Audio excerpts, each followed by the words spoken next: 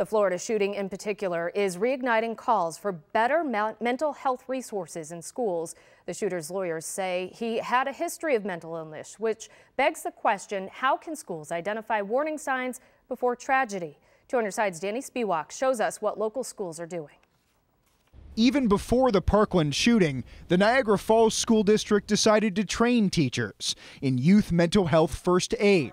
Superintendent Mark Laurie says 187 people have signed up for the course next month. This training will help our teachers recognize the signs, symptoms, and provide resources to refer students who may be struggling. The vast majority of people with mental health conditions are not violent, but in rare cases like Nicholas Cruz, early recognition of warning signs is key. If we address these things early, then we can hopefully, intervene. Carl Shallowhorn is trained in youth mental health first aid.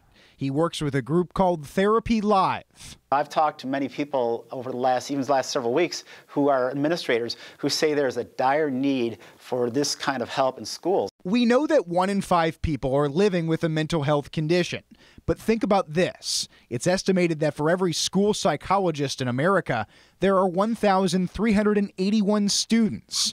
In the Buffalo Public Schools, 51 out of 55 schools have satellite clinics with mental health services.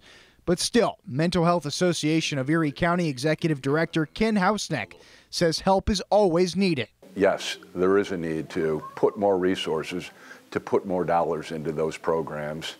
And again, I would really argue in favor of intervening early. And he says that needs to start as early as pre-K. The sooner you start protecting your health and understanding the things that put you at risk and attempting to prevent those things from happening, the greater the likelihood that you're going to become and remain in a healthy place emotionally.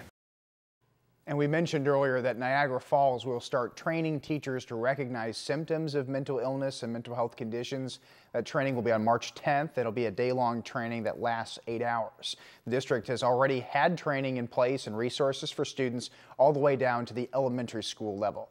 Danny Spiewak, Channel 2 News.